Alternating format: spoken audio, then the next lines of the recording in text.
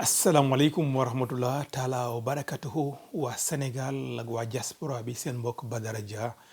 fii ci Allemagne moo leen di nuyu di leen ziar di leen balu àq di leen bal àq di ñaan sunu borom boole ñu jéggal di ñaan sunu borom nangul ñu jëf yi ca fulal ñu ko jéggal ñu bàkkaar yi ak rëcc yi nuyoo yi ak ziar yi di ko teg ci loxo sunu kilifa diine yi sunu kilifa aada yi waaye ak waa jàngu bi di kuy dugg ci nekk da ngay jaar ci bunt bi kon ci yéen sunu bunt xam naa di sàkku seen ñaan bu baax a baax a baax a baax waaye di sàkku ngeen yëkkati kàddu yi wax ak président Macky Sall ndax yoon wi mu jël du yoonu jàmm yoon wi mu jël yoonu kumba am ndey la ak kumba amul ndey yoon wi mu jël mooy yoonu ku ñu dénk doole réew mi nga bëgg ko sippi ci askan wi ca loolu jaaduwul ca dégg nañ ci yéen ci sun kilifa diine yi ngeen di wax ne bokk na ci jihaad yi gën a màgg kilifa wala njiit def lu defuwul nga ne ko njiit li wala kilifa li nga defuwul kon ñoo ngi koy sàkku ci yéen ak ci di tuub di jégglu xëy na du sunu wàll waaye nag dañ ne comme fàttali day jariñ ci yéen lañ ko jànge woon ñun fàttali leen ko ndax wax di yàlla dañu soxla seen wàllu dañu soxla ku nu dimbali ndax askan wi fi mu toll tumuraanke na ku ko dimbali tumuraanke na ku ko wàllu bu ko defee xam naa ca Mali moom seen armée moo leen dimbali waaye ñun fi daa mel ne sunu armée moom ci ñu nuy bundu xatal ci la bokk ci yaakaaroon naa ne armée de aar askan bi la war a nekk armée laq askan bi la war a taxawee bu ko defee bu loolu jàllee muy doon lu ñu ubbee rek fan yi ci weesu président Abdoulaye Wade dafa bind benn lettre président Ousmane Sonko di ko massaw di ko rafetlu bu baax waaye mu yokk ci wax ne président Ousmane Sonko dafa def preuve de maturité de manque de maturité wala preuve d'inexpérience ca ma jàpp ne président Abdoulaye Wade ñi nga xam ne ci ëpp expérience ci réew mi ci la bokk mu peut-être ki nguur xam la nekk ci nguur waaye mu dund jafe-jafe ci nguuru président Senghor dund jafe-jafe ci nguuru président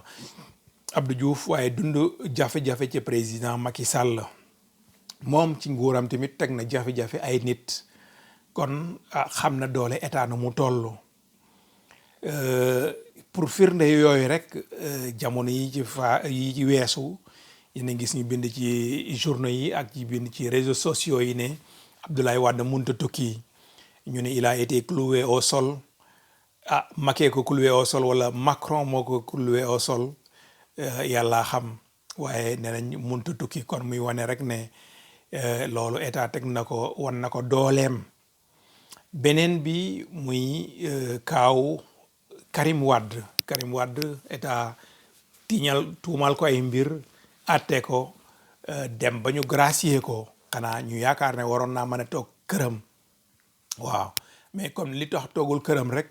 muy wane ne toujours doole état mi ngi ci ndax bi mu fi génnee di oto kii bon mu ngi dem Qatar ñu ngi wax protocole de Doha wala protocole de Qatar ak lu manti am umpul président Abdoulaye Wade ndax moo nekkoon premier conseiller bu Karim Wade doomam kon lu ñu négocier lu ñu wax lu manti doon nuru na damm loxo kon expérience ak doole bokkuñu mën nga am expérience lool waaye nguur bu la bëggee jaay doole jaay la doole gis nañ ko bu baax kon asumalaak nanga ko nga xam ne nii état de la bëgg a fexeel loolu du lu ñuy fent président Macky Sall ci boppam moo waxoon ne il va réduire l'opposition à sa plus stricte représentation wala expression kon loolu mu wax ko ñëpp dégg ko yamu ci mu jëfe ko ci côté Karim Wade ndax jamono yooya moom lañ ñëwoon moom mooy njiitu PDS moom la PDS bëggoon jox ndëndam mu nekk seen mbër ba loolu weesoo mu jëfee ko ci kaw Khalifa Sall nekkoon maire Dakar ñu doon ko jox ay ambition présidentielle te pourtant liste ba ñu accusé Karim Wade ñaar fukki nit ak juróom ñoo ca nekkoon ña ca des am na ñoo nga xam ne nii am nañ interdiction de sortie au pays ku mel ne kii wu Dakar bi ci la bokk Omar Sarr waaye ku mel ne Ousmane Ngom ci la bokkoon moom it ca Ousmane Ngom am na ay jamono yoo nga xam ne ba muy tukki moom président Macky Sall moo ko yóbbaale ñuy wax rek ne kon muy dëggal ñuy wax ne président Macky Sall du kuy respecté yoon ak yeneen yu ñu bañ a lim mais day guddal vidéo bi kon bu ñu ñëwee tey di fexeel Ousmane Sonko nga xam ne ñu ci bëri dañ ne mooy leader opposition bi duñu bett mais defin bi moo bettee rax ci dolli ngeen gis jamono yi passé mooy bi waa PASTEF doon def seen levée de fonds international ministre de l'intérieur Antoine Félix Diome jóg waaye fii dafay firnde li wolof di wax na yi kooku moo leen tere nelaw wala kooku moo yàq seen nelaw moom la Antoine Félix Diome firndeel moom la témoigner maanaam jóg xaadi guddi di bind ay xaatim kooka talul woon a nelaw ba mu bind xaatim ba tiit na def ne day dissoudre parti Pastef bu ñu deful attention wala bu ñu deful ca ndeysaan foofa ñëpp juriste yeeg askan beeg diaspora bi ñëpp jàpp ci ne ko lii nga wax tegul fenn xel nanguwu ko ay sénégalais am ko nga xam ne nii moo yore projet bi nga xam ne gëm nañ ko ñoom ñu investir ko ci seen xel mu ci seen maanaam coobare ak ci seen patriotisme nga ne da ngay dissoudre parti bi kooku c'était exagéré waaye ñu nëppal kon tey bu ñu gisee nii ñu accuser ko accusation boo nga xam ne nii ku yore xel muy xelaat tuuti donc gëmoo ko moo taxit loo ci gis askan bi yëpp daane kii kenn gëmu ko koo ci wax mu ne Ousmane Sonko mënu ko def koo ci def ñu ne daf ma jóge kaw parce que tamit bi ñu wax ne danañ ko fexeel ak yooyu yëpp xalaatuñ ne woon yu mel noonu la ñuy def mënoon nañu génnee ci doole état génnee photo génnee lii accusé ko ak leneen mais aussi tamit bettuñu bi bu kii bi day ñëw commencé di ñëw ñu naan ay mouvement subversif ak yooyu parce que projet ba la ñu njëkkoon a taxawal dafa yanuwul maanaa kon ci loolu yëpp muy wane doole état doon sàkku ci Ablaye Wade rek mu wax ne état am na doole état neexut a xeexal rax ci doole bu dee benn nit la kon li ñu accusé Sonko muy accusation bu nga xam ne nii taq na suuf lool képp kuy xool képp ku yore xel mandu nga ci ba yi nga xam ne ni mouvement féminin yi nga xam ne dañu actif lool gis nga niñ ci mandoo bon Adji Sarr sunu mbokk citoyen la citoyenne sénégalaise la wax dëgg yàlla nag neexut a défendre xëy na am na ñu nga xam ne ni ay avocats de diable ñoo koy jéem a défendre bon ils font leur devoir xëy na ils sont en crise de nu mu tuddati crise de lañ ko ci waxeeti waay maanaam seen der dafa yàqu ñu bëgg ko doore bëgg koo defaraat du benn du ñaar am na ñett nit ñoo nga xam ne ni ñooñu moom ndeysaan askan bi dañ leen a wàccu ñu bëgg nañu dellu si waatee waaye day aggraver seen cas day aggraver seen cas bu ko defee am ngi noonu bàyyi nañ leen ak yàgg bawul dara bu ko defee aussi kii bi affaire bi ñu ciy wax waxu dox tànku jàmm doxu tànku jàmm de ñëpp bëgg nañ jàmm te looy am jàmm dafa jiitu di wax rek ne ak ala kulli àll nañu bàyyi xel ci protocole yi jiitu woon dégg nañ fi protocole de Rebeuss dégg nañ fi protocole de Guinée Conakry dégg nañ fi protocole de Doha dégg nañ fi protocole mburoog soow xawma cerek soow xawma nuñ koy waxee kon protocole yi doy na ca di artu Pastef ak président Ousmane Sonko xam leen ne am na loo nga xam ne nii cadeau empoisonné la code empoisonné la parce que fii buñ ko tafalee génnee ko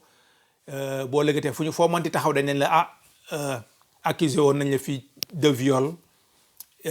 mujjul fenn wala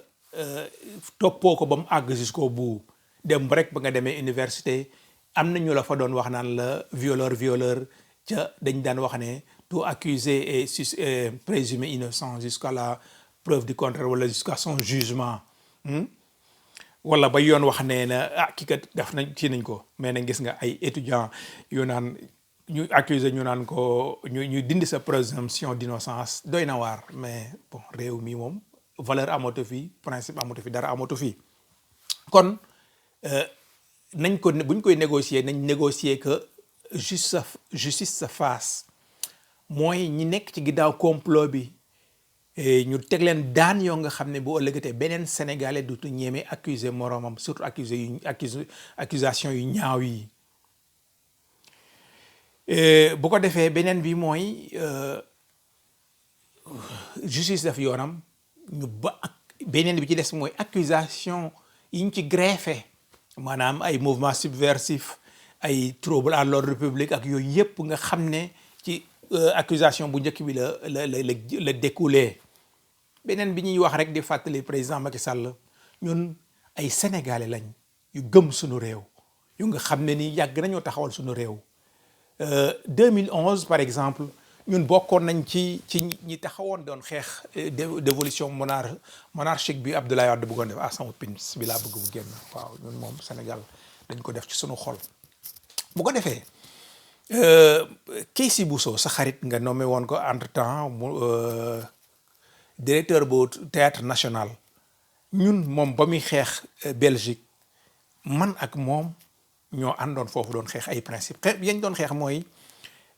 dévolution monarchique mooy nu mu tuddati pouvoir dynastique jamono yooyu gis xam ngeen ñoom woonoon tey ñi ngi wax dynastie Faye Sall maanaam mu nekkaat népotisme jiital sa njaboot ca am na loo waxoon président Macky Sall bu ko defee ñooñu ñu doon bañ intimidation ya fa doon xaw ñu doon bañ manipulation de la justice ñu doon bañ ak lan encore arrogance bu ñuy convoqué ku mel ne Mansour Faye mu ne du dem fan la ko teg bu ñuy convoqué ku mel ne wala bëgg entendre Moustapha Diop mu bañ boole ci saaga fan la ko teg kon arrogance bañ doon bañ ba léegi mi ngi fii président Macky Sall kon ñun principe yañ doon xeex démb ak bërkaati démb ba léegi moom la ñuy xeex moom la ñuy bañ dañuy wax nag ne dëgg moo man doole astafurlah doole moom man dëgg waaye dëgg mooy mujj